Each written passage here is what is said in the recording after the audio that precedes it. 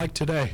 I thought today was top to bottom, both ends of the court. There's no doubt the first half was the best we played from an execution standpoint. And obviously these two guys up here to the left were big reasons for that. And Kipper has been so dialed in and so focused and taking 3 charges today. And how that impacts his game offensively. And then Trent knew he was going to have to play more minutes. He knew we needed him today, and he stepped up. He got going early. Did a great job of running the team, and these two guys were instrumental. But, the 7th-ranked rebounding team in the country, we spent a lot of time working on that. That was evident today. AJ had 10, but all in all, very, very pleased. Questions for the players?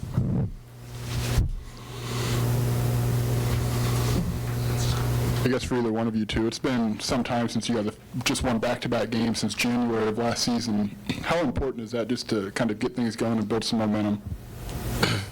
I think it's huge for us, I think the main thing for us is we were just trying to get over that hump, obviously having a tough schedule at the beginning, but I think that was good for us and our young guys to play those teams, but like you said, momentum right now, we have that, and we're looking forward to continue that.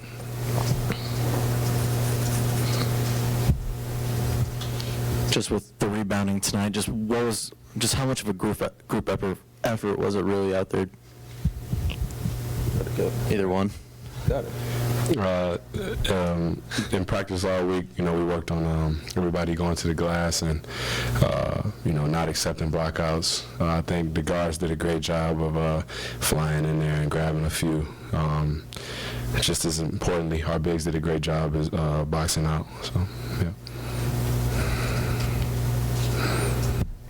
Joey? Kipper, things have been going pretty well for you. Is there a moment you can kind of trace back to something that clicked to get this going with all these points you're putting up here recently? Just like Coach said, I took 2 charges today, so I was happy about that. I started taking charges. I took my first charge last year. I think that was probably it. I think that was my first charge. That's sad. Coach brought me a long way, man. Trent, the first 3 you took was pretty well contested, kind of a fadeaway 3. You got it to fall. I mean, did you feel like at that point things were going to kind of click for you today on the offensive end? I was comfortable with that shot. During pregame, those are the shots we work on. Just our field shots. So just me, just running and getting to my spot, and it went down. So like Coach said, I got going early, and I was hot from there. And I just tried to get my teammates involved after that. You guys had a week off in the back here. Week off. How important was it to be able to get that extra practice time and kind of get to work on some things that you maybe haven't been able to with the busy start to the season? It was a lot. Our first 2 practices, I couldn't even feel my legs. We got back to running, and I think that was the main thing for us. Get back to 7 seconds like we used to. Just getting out in transition, running our offense, and just getting transition buckets and rebounding. So that was the main focus for us this weekend. We did a lot of rebounding drills, and just attacking the glass and just, like I said, getting transition points. For both guys, how soon after you got here did you realize how important Missouri is to Illinois? It's a very, very historic rivalry that's been going on for some time now. And every time we go up against them, it's very competitive. Obviously, the atmosphere is unbelievable. And when I first stepped foot in the gym at St. Louis, my first year here, I noticed how it brought everybody together, and from both ends, and how competitive it was. So, yeah. Good. Kipper, could you talk about taking a charge? What's the key to that, and what does that do for a team? Coach says, get on the blue line. It's the difference between winning and losing. is it's like this, and it's like Coach says, it's a very deflating play in the game of basketball. You know, you draw a foul on their player, and it's a turnover. So I think it does a lot for momentum. Did you guys see what happened with DeMonte when he got flipped over in the ejection? No, I didn't see that. I didn't see too much now. Anything else for the players? Study hard, boys. Yes, sir. All right, thank you. Questions for Coach? Brad, were Io and Allen not available today, and if so, can you elaborate why? Yeah, they were late. So there's, I think it's part of my job as the coach of this great university, and I take it very personal and to hold young guys accountable. And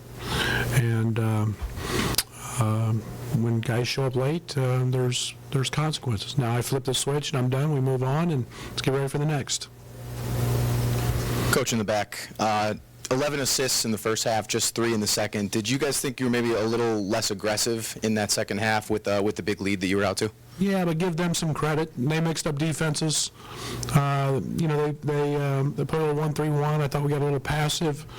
But yet I still thought we had some opportunities to have great assists and have 4 or 5 more. We missed a couple of really clean looks.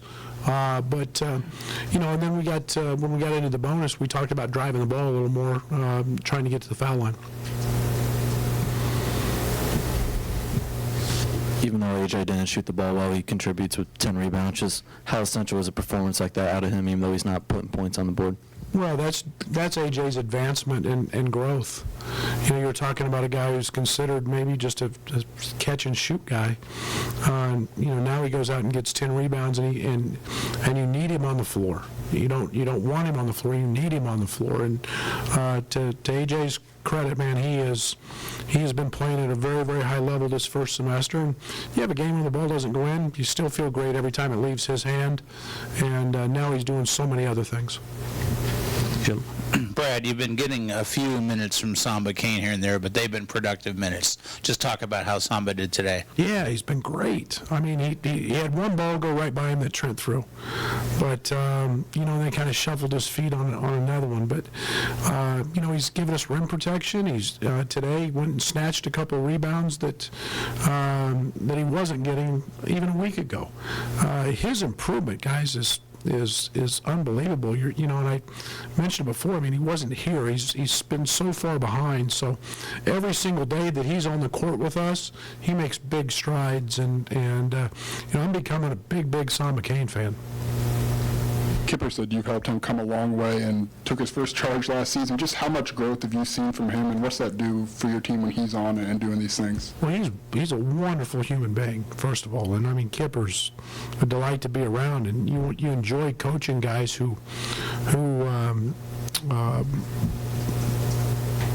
to be good. And it's been, it hasn't been the easiest thing. But today, I mean, in just the last 2.5, 3 weeks, we've seen it in practice, and he's leading in a timeout huddle today, which he's never done. And talking about, picking up the talk and the emotion and the energy, and that's not a Kipper that we saw at all last year. So you're seeing confidence, you're seeing a lot of those things, and there's nothing in the game Kipper can't do. And that's what we see as coaches, is a guy who can dribble it, a guy who can pass it, a guy who can shoot it from 3, drive it. Very good free throw shooter. He can guard multiple positions. So you want to maximize those guys, and I keep pushing him to be that guy. Brad, when you arrived, we know that it was not your policy to spend the night before home games in a hotel. So was last night just a finals week thing, or is it a new No, policy? we've always stayed in the hotel since I've got here the night before, and I think that's that's one of the things that we have some guys that live in the dorms, some guys live in apartments, and we can bring them all together and with no distractions, and we do film over there. So yeah, we've got something we've always done. You guys jumped out to a 29-5 lead, and it never really got closer than 15. Is that maybe a sign of growth for this team? Well, I don't think there's any doubt. I think there's a lot of positives we feel like coming out of that, and like I said, defensively, I mean, I don't recall the number of turnovers they had the first half, but we can say they're travel and this and that. We guarded the first half. We were dialed in. We didn't give them any looks, and we forced a good deal of those turnovers. You mentioned that rebounding was going to be key for this team ahead of the game. How do you guys feel like you responded to guarding Jeremy, especially because, I mean, he only finished, I don't think he finished with double-digit rebounds. What do you have? 7 rebounds. 7 rebounds? Well, it's 5 fewer than he normally gets, and Jerome is a motored up guy. I appreciate watching him on film because he plays so hard. He never accepts a block out, and I think one of the things that they chose to do today was have him become a secondary ball handler. So it took him out of his comfort zone a little bit doing that. But rebounding is always a key, and we've got to continue to grow in that area. We still need more. We'll keep pushing Georgie. We'll keep pushing Samba. We'll keep pushing Kipper. Those guys got to continually work the defensive rebound. Coach, you talk about the game-over-game growth so far in this season with the young team and a lot of new faces. How important are these 2 back-to-back wins ahead of Missouri next week? I'm not worried about Missouri. I think they're important for us to gain some confidence, for us to have that, I call it the champions locker room. And that's a pretty good feeling when you go into a locker room after a game and you've earned it, and you've played well. It's important for our guys to have that feeling, and then not forget what that feeling is. The losing locker rooms are not very fun, and yes, we needed to feel like that. We need to feel that positive vibe that comes out of that locker room after a win. Nico and then Bob. Coach in the back. Speaking on that growth and confidence, Georgie, 6 of 10 from the field today. How much have you kind of seen his game come along, particularly with his post moves offensively? Well, Georgie's so skilled. We haven't touched Georgie's potential yet, and we did some things with him in practice that we didn't do today. Him playing out on the floor, he is an elite ball handler. We've got to add that arsenal. Add that little piece to it. Lucas Gasson is an elite shot blocker. Lucas started for us when I was at Oklahoma State. They're a big kid, and I mean, he made him look really bad on a play, which didn't happen a lot. And he's a young man that can really pivot. He's got strong hands, and he's a guy that we've got to continue to look at and make sure that he's getting 10, 12 shots every single night. Bob? Coach, what do you think of your first Illinois-Missouri experience last year? It was great because we won. Right. You know what? It's so unique. And the only thing I can compare it to, and I've never been to this one either, is the Oklahoma-Texas rivalry in football, because you literally are Army-Navy. The stadium's split, and it's truly the essence of a true neutral site game, and that's unique. It's also really fun for the fans. I love the fact that the rivalries happen. They're so good for athletics. They're unbelievable for our game. And you got 2 good basketball teams and a great basketball city and a great venue, and it's what this game should be about. How soon after you got here did you hear about the game? Was it like immediate? Did you know about it? Maybe you know beforehand what kind of Josh game told me about it in the interview. Seriously? Yeah. So he said, yeah, we need to find a way to kick their. No, I don't know. Josh told me early. You hear about those things, but yeah, you know it's there. And as a basketball guy, I grew up watching it, so I knew the importance of it. But it's it's the next game on the schedule, and it's the one we're going to prepare for, and let our guys know the history of it. We'll definitely dial them into that. This year, you got a week to prepare. They've got a game, and then you. Which do you prefer? Does it matter? Not really. Not really. I mean, I'm excited that we've got a few days to prepare. They'll have a few days as well, and I don't know what their final schedule is. We're in finals week. They're probably not, I'm assuming. So we'll see where that goes. Derek. Coach, Kipper scored in double figures 4 straight games, first time in his career. No secret he was struggling with confidence, his play earlier on this season. What was that process like for you to get his mind right and then also just find this consistency with him? Yeah, I think you fight that balance as a coach. You've got to let him know, and I'm very honest. I'll let guys know when they're not playing great, but it's also one of those that you see him trying and you see the struggle, and that's where the meetings happen and the conversations and the extra time, and it could be something just as simple as one day I stayed after with him and shot free throws and just talked to him while he's shooting free throws, and it's sometimes you don't want to make a mountain out of a molehill, but you could see him really trying to do what we were wanting, and yet it didn't happen. And now the light bulb's on, and that I think that's one of the beauties of coaching is we can help guys out of that. And sometimes it doesn't happen overnight, but when it does, it's really special, and you grow as a player from those moments. There was a possession there in the second half where DeMonte and Aaron Jordan both swatted offensive rebounds to keep one possession alive. Was that something that you had seen in previous games this year, or is that part of that development that those? Yeah, we weren't even getting close to offensive rebounds early. I mean, it's nice to see those guys go and get on the glass. People forget it. AJ last year was half his points were offensive rebounds. I mean, he was a terrific offensive rebounder, and DeMonte is as well. And and then you get Andres, who's a sneaky offensive rebounder as well. And we want him to go when he and Trent are in together. So, it's just keeping balls alive. We talked all day for our week about winning the possession battle.